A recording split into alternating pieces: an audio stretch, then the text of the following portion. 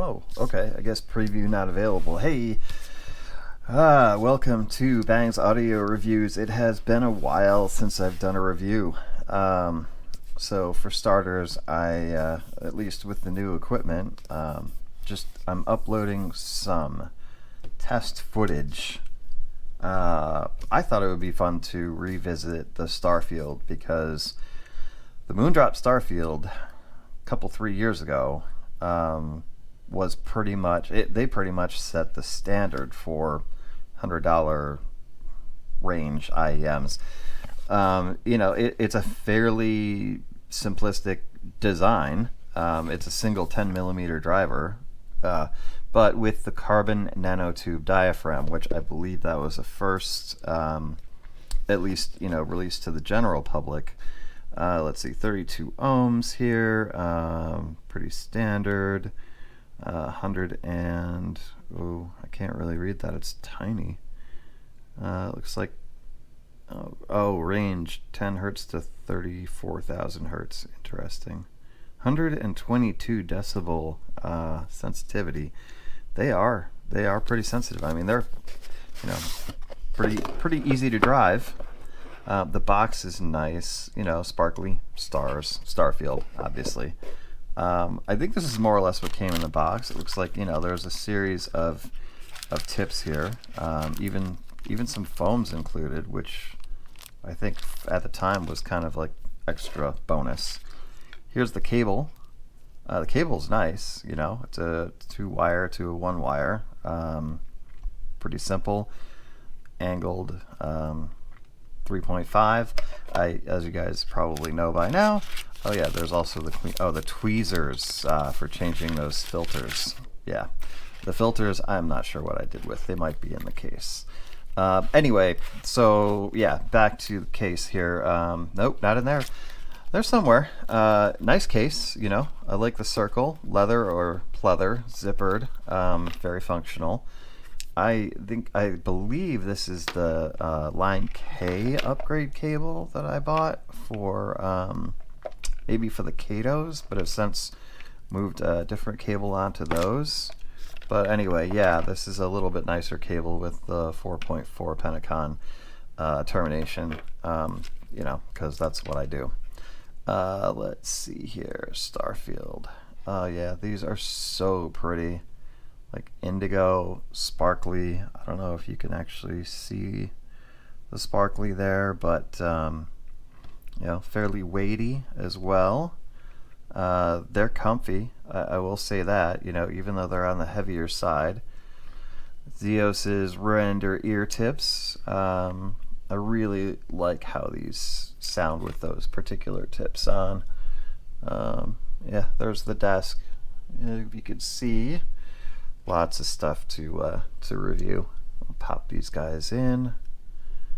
Turn on my R6 III. I'll take a minute to warm up. What my impressions are of these, I still think that they are some of the best $100 IEMs you can get your hands on. Now, no, they are not super up-to-date technologically speaking. I mean, it's a single dynamic driver, 10mm with the carbon nanotubes, yes. At the time, I think we could call that innovative. Now, not necessarily run-of-the-mill, but nothing super exciting. Let's see here. But the thing is that they just do what they do really well, and that is cover the frequency spectrum. Definitely elevated a little bit on the bass, but not to the point of being boomy or muddy. Like, it's clean, fairly fast, precise bass. I mean, it's got some quantity to it, but it also has some quality to it, which, I mean, that's what I look for in bass. Am I a bass head? Yeah, I probably am a bass head. That doesn't mean I don't appreciate IEMs that aren't bass head IEMs. I definitely try to, test everything that I can get my hands on and enjoy things for what they are. Let's see. Oh no, that's the Edifier app. We don't want that. Oh, here, okay. There we go.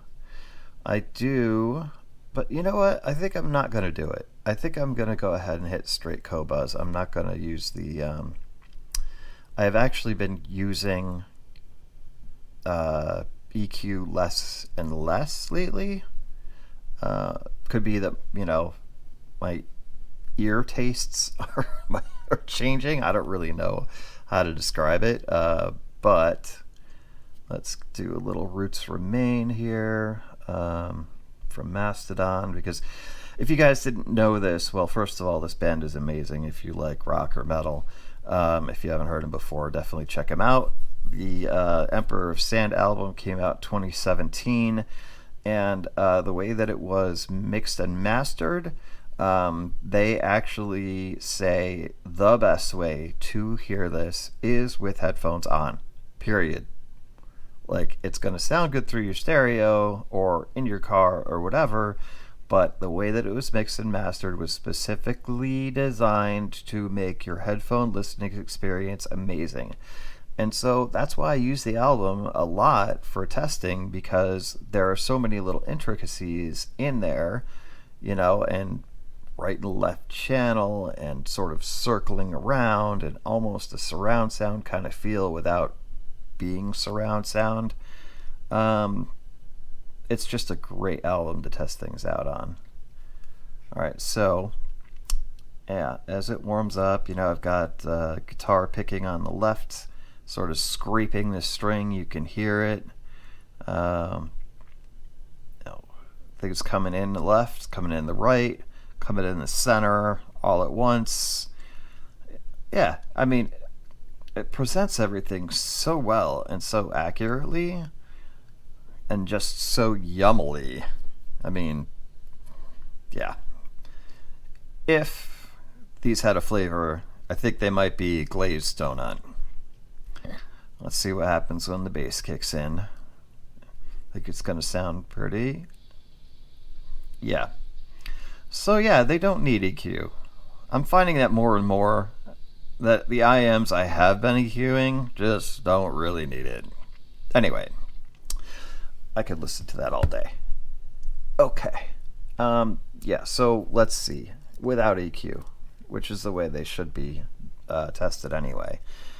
There is good bass. Again, quality is there. Not a huge quantity of bass, but definitely good quality and enough quantity to make them pretty good on the bass. Mids are clear. I wouldn't call them necessarily super recessed. Like, they're there. Vocals sound good. And the treble is... it's awesome. I mean, honestly, like, it's got that polish to it, but it's still super detailed, lots of resolution to it, and lots of detail. So I look at these, they're probably 3 years old now. The Starfield 2 has been released. People haven't really dug it. I guess it's got those little tiny bass booster things you gotta put in, that are probably easy to lose and really just hard to manipulate. These don't have that. These are just fine the way they are. Really, really nice.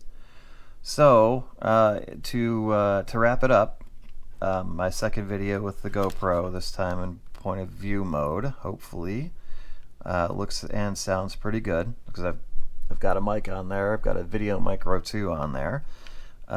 Waiting for some filters for the light mod. But I felt like it was really important because of where these stood and stand in the IM world. They may not be the standard bearer that they once were, but the Moondrop Starfield is still a formidable piece of audio equipment at $100 or $110. So they get the highly recommended from me. I'm pretty sure I'm not the first person to say that, but maybe it's been a couple of years since somebody actually has reviewed them.